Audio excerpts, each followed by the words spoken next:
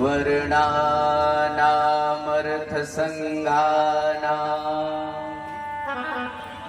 रसानां छंदसामपि में संपूर्ण सातों कांडों को गोस्वामी तुलसीदास जी ने समाहित कर दिया।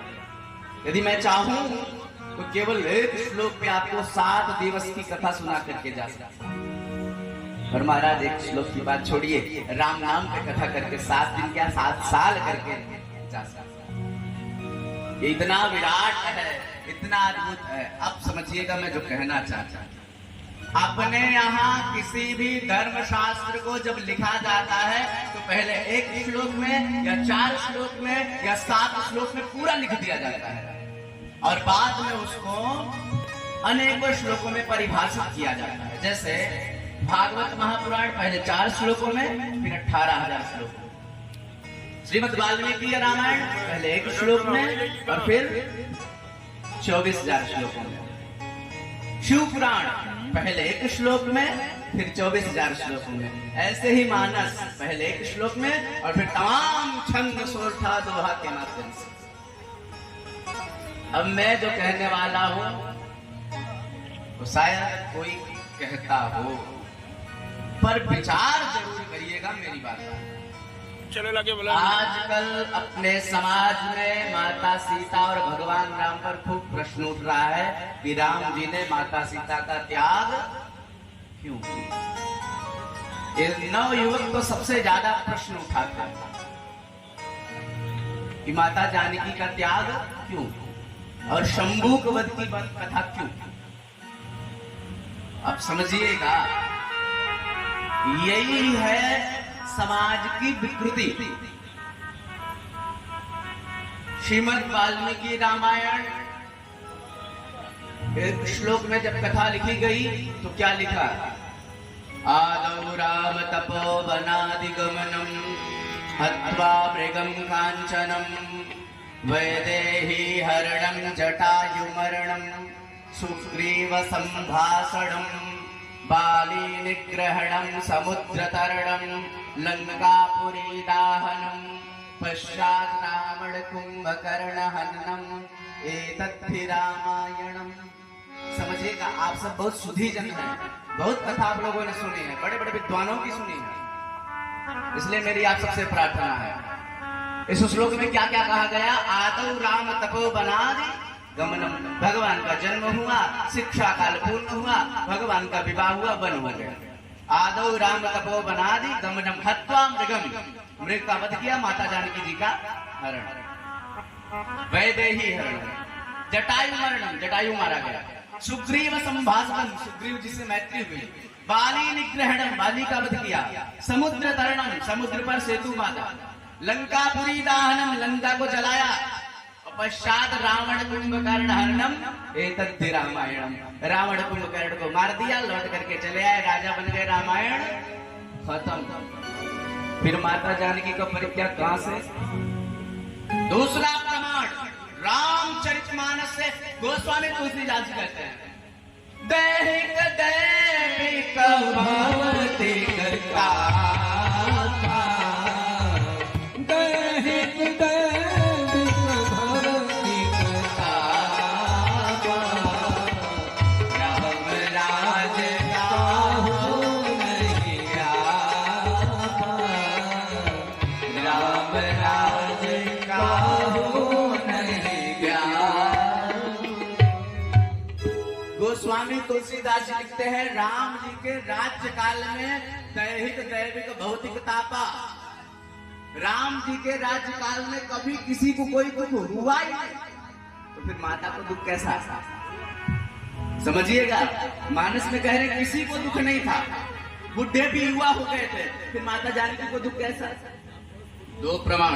तीसरा प्रमाण श्रीमद् भागवत महापुराण के 9वें स्कंद, उसमें भी सुखदेव जी ने कहा है, गुरुवर्थे तक्तराज्यो वितरधनुवनम्बराया पाणिस्परसाक्षमाभ्याम मृदितुर्जो यो हरीन्द्रानुजाभ्याम वैरूप्याचूर्पणख्याः प्रियविरहरिसारोपितभ्रो विजृम्भ त्रस्ताभिर्बद्धहेतु कलदो दहनः कौशलेन्द्रो वतान्नः। भागवत जी में भी कह रहे हैं, कि राम जी बंदर भालुओं के साथ जाकर के रावण का वध किए, आए, राजा बन गए, बात खत्म। 3 प्रमाण। चौथा प्रमाण श्रीमद् वाल्मीकि रामायण के युद्ध कांड के 128वें सर्ग के पहले, दूसरे, तीसरे, चौथे, 5वें, 6वें ऐसे 10 श्लोक का वर्ष सहस्राणी 10 वर्ष शतानि च प्राप्त रामस्य राज्यस्य रामो राज्यमती चरत। स्पष्ट लिखा हुआ है कि भगवान श्री राम 11,000 वर्ष तक अयोध्या जी में वास किए, अपनी धर्म पत्नी माता जानकी के साथ 100 से ज्यादा अश्वमेध यज्ञ किया। अब बताइए त्याग की कथा कहां से? इसी में पूरा समाज उलझा हुआ है। 8वीं शताब्दी में एक लेखक हुआ था जिसका नाम था गुणाढ्य। क्या नाम था? गुणाढ्य। और उसने संस्कृत का अध्ययन किया, बाद में वाल्मीकि रामायण में ऐड कर दिया शंभुक वध और माता सीता के त्याग की, जबकि ऐसा कुछ नहीं था। 3 प्रमाण है और ऐसे नहीं, पूरी जिम्मेदारी से बोलना। और इसमें लिखा गोस्वामी जी ने, कहां तक? उत्तरकांड। पूरे मानस में लवकुश कांड का कहीं कोई वर्णन नहीं, और वही वाल्मीकि तुलसी बनकर के आए हैं। भक्तमाल एक ग्रंथ, उसमें लिखा है, कल कुटिल जीव निस्तार हित वाल्मीकि तुलसी भय। कलयुग के प्राणियों के दोषों का शमन करने के लिए महर्षि वाल्मीकि ही तुलसीदास जी बनकर के प्रकट हुए। इसलिए मेरी प्रार्थना खूब ध्यान से सुनिएगा। पहले श्लोक का वर्णन करते हैं मानस के। क्या पहला श्लोक था? वर्णानाम अर्थ संघानाम रसानाम छंदसामपि मंगलानां च करतारो वन्दे वाणी विनायको। अब इसमें 7 कांडों की आपको कथा सुना। पहला शब्द क्या था? वर्णा नाम। और पहला कांड कौन सा है? बाल कांड। वर्णा नाम कहकर के मानो गोस्वामी जी ये कहना चाहते, भैया ये बाल कांड है। कैसे? गोस्वामी जी कहते हैं भगवान किसी वर्ण में जन्म ले रहे हैं। वर्ण मतलब प्रकार, जाति नहीं। 4 प्रकार है, चातुर्वर्ण्यम। तो भगवान किस प्रकार के वर्ण में आ रहे हैं? क्षत्रिय।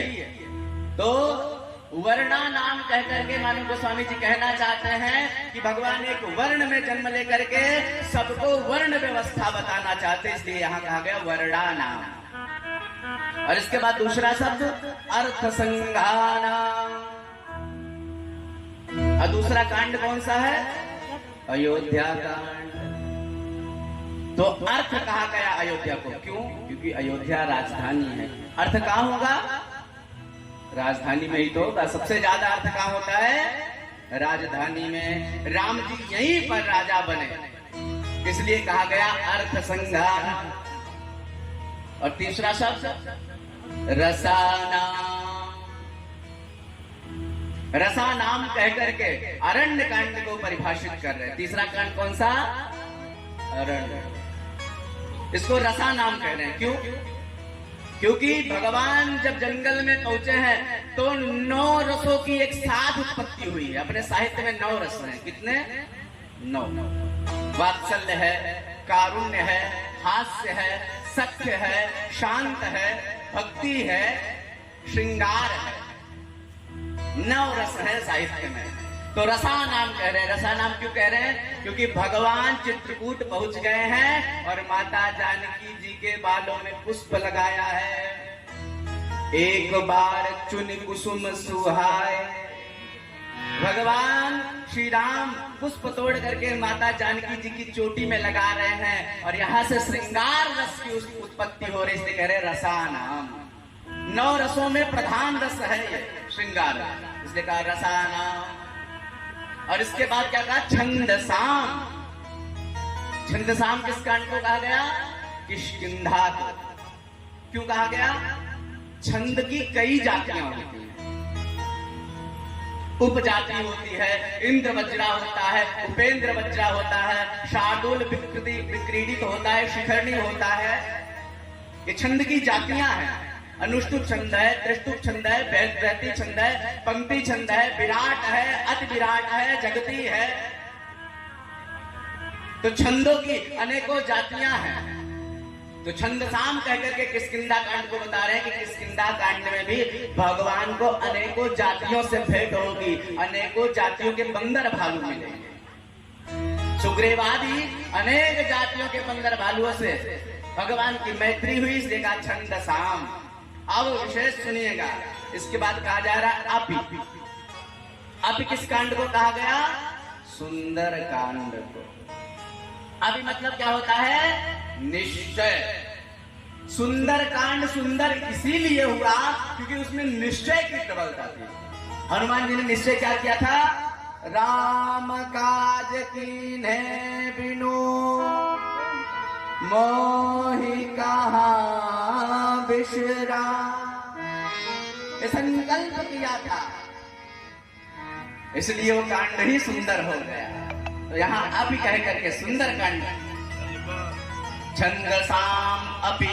इसके बाद कहा मंगलानां च कर्तारो।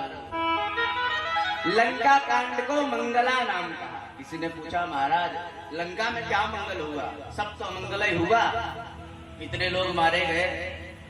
गोस्वामी जी कहते भैया लंका में तो केवल मंगल ही मंगल हुआ। क्यों? क्योंकि राम जी ने रावण का, कुंभकर्ण का, मेघनाथ का वध करके तीनों लोगों का मंगल कर दिया, इसलिए कहा गया मंगला नाम।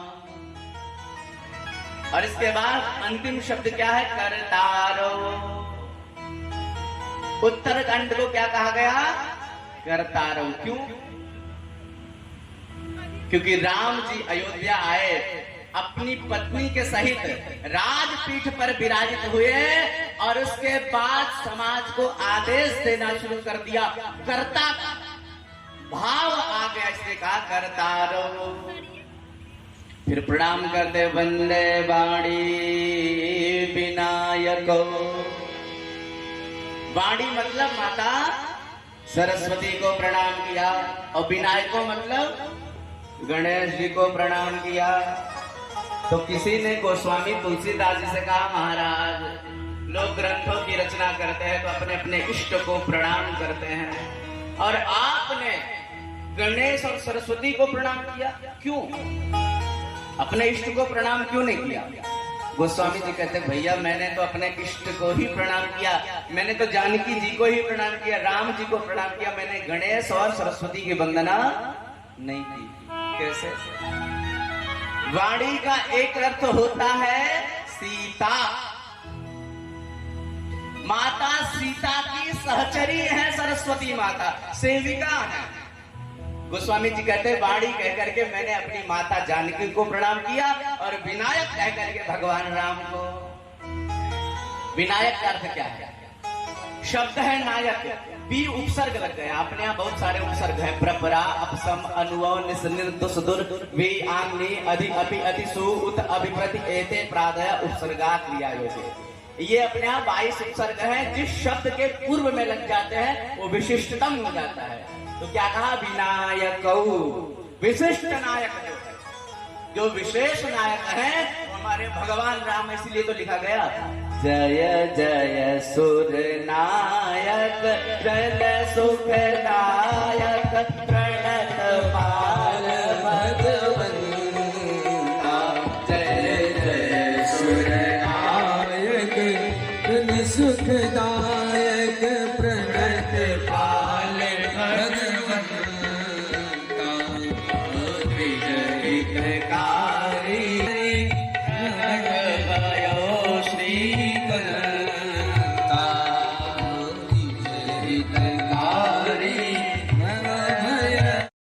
राम जी का जो नाम संत जपते हैं वही गंगा है।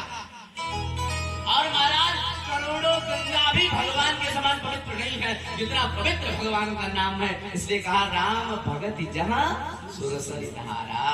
संतों के मुख से जो राम नाम उच्चरित होता है, उच्चरित होता है, उल्लसित होता है, वही राम नाम गंगा है। और सरस्वती कौन है? सरसई ब्रह्म विचार प्रचारा, ब्रह्म विचार ही सरस्वती है। अब ब्रह्म विचार क्या है समझिएगा। जैसे कथा पूरा प्रसंग है, कहानी है, पर उस कहानी कथा के मध्य में जो तत्व ज्ञान होता है वो कभी कभी बीच में प्रकट हो जाता है, उसको सरस्वती कहते हैं। वो हमेशा नहीं दिखाई पड़ता। जैसे प्रयागराज में गंगा यमुना तो दृष्टिगोचर होती है, पर सरस्वती दिखाई पड़ती है।